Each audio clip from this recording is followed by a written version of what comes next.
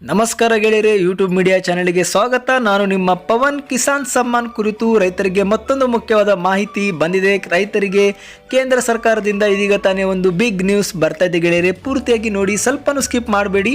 ಈ ಒಂದು ವಿಡಿಯೋ ನೀವು ನೋಡಿದರೆ ನಿಮಗೆ ಒಂದು ಸಂಪೂರ್ಣ ವಿವರ ಗೊತ್ತಾಗುತ್ತೆ. ವಿಡಿಯೋನ ಬೇಗನೆ ಶುರು ಮಾಡೋಣ. ನರೇಂದ್ರ ಮೋದಿಯವರ ಸರ್ಕಾರ ಅಂದರೆ ಕೇಂದ್ರ ಸರ್ಕಾರದಿಂದ PM ಕಿಸಾನ್ ಸಮ್ಮಾನ್ ಯೋಜನೆಯಡಿಯಲ್ಲಿ ರೈತರ ಖಾತೆಗೆ 2,000 ಕಂತು ಈಗ ಕಳುಹಿಸಲಾಗಿದೆ. ಹೌದು ಗೆಳೆಯರೆ, ನರೇಂದ್ರ ಮೋದಿಯವರ ಕಿಸಾನ್ ಸಮ್ಮಾನ್ ಯೋಜನೆ ಮೂಲಕ ಲಕ್ಷಾಂತರ ಬಡ ಮತ್ತು ಮಧ್ಯಮ ಮತ್ತು ಸಣ್ಣ ರೈತರು ಕೂಡ ತಮ್ಮ ಜೀವನ ನಡೆಸುವ ರೈತರಿಗೆ ಆರ್ಥಿಕ ಅನುಕೂಲಗಳನ್ನು ಒದಗಿಸಲು ಕೆಲಸ ಮಾಡುತ್ತಿದೆ. ಇದರ ಜೊತೆಗೇನೆ ಸರ್ಕಾರ ಇದುವರೆಗೆ 6 ಕಂತುಗಳನ್ನು ರೈತರ ಖಾತೆಗೆ ವರ್ಗಾವಣೆ ಮಾಡಿದ್ದು, ಇದೇ ವೇಳೆ 7ನೇ ಕಂತು ಕೂಡ ಶೀಘ್ರವೇ ಕಳುಹಿಸಲು ಸಿದ್ಧವಾಗಿದೆ. ಹೌದು ಗೆಳೆಯರೆ, ಈಗ ತಾನೇ ಬಂದಿರುವ ಮಾಹಿತಿ ಪ್ರಕಾರ ಈ ಒಂದು 7ನೇ ಕಂತು ಡಿಸೆಂಬರ್ 1ರಿಂದ ನಿಮ್ಮ ಖಾತೆಗೆ ಬರುತ್ತದೆ. 2,000 ರೂಪಾಯಿ ನಿಮ್ಮ ಖಾತೆಯಲ್ಲಿ ನೀವು ನೋಡಬಹುದು ಗೆಳೆಯರೆ.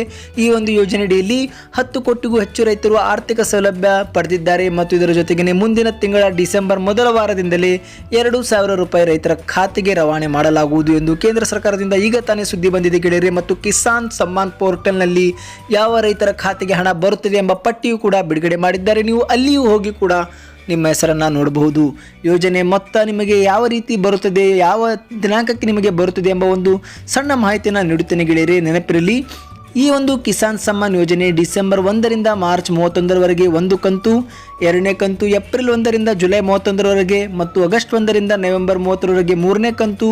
ಈ ರೀತಿಯಾಗಿ 4 ತಿಂಗಳಿಗೆ ಒಮ್ಮೆ ಎಲ್ಲ ರೈತರ ಖಾತೆಗೆ ಹಣ ವರ್ಗಾವಣೆ ಮಾಡಲಾಗುತ್ತದೆ. ಸಣ್ಣ ಮತ್ತು ಅತಿ ಸಣ್ಣ ರೈತರಿಗಾಗಿ ಈ ಒಂದು ಸರ್ಕಾರ ಯೋಜನೆ ಜಾರಿಗೆ ತಂದಿದ್ದು, ಎಲ್ಲ ರೈತರು ಕೂಡ ಈ ಒಂದು ಕಿಸಾನ್ ಸಮ್ಮಾನ್ ಯೋಜನೆ ಮೂಲಕ ನೀವು ಹಣವನ್ನು ಪಡೆಯಬಹುದು ಗೆಳೆಯರೆ. ಆದರೆ ಇಲ್ಲಿ ಕೆಲವು ಷರತ್ತು ಏನೆಂದರೆ, ನೀವು ಈ ಒಂದು ಹಣವನ್ನು ಪಡಿಬೇಕಂದ್ರೆ ನೀವು ರೈತರಾಗಿರಬೇಕು, ನಿಮ್ಮ ಹೆಸರಿನಲ್ಲಿ ಭೂಮಿ ಇರಬೇಕು ಮತ್ತು ನಿಮಗೆ ಯಾವುದೇ ಒಂದು ಎರಡನೇ ಆದಾಯ ಇರಬಾರದು, ನೀವು ಯಾವುದೇ ಒಂದು ತೆರಿಗೆ ಕಟ್ಟುತ್ತಿರಬಾರದು ಮತ್ತು ನೀವು ರೈತರಾಗಿರಬೇಕು. ಅಂದರೆ ಮಾತ್ರ ಈ ಒಂದು ಅರ್ಜಿಯನ್ನು ಸಲ್ಲಿಸಬೇಕು.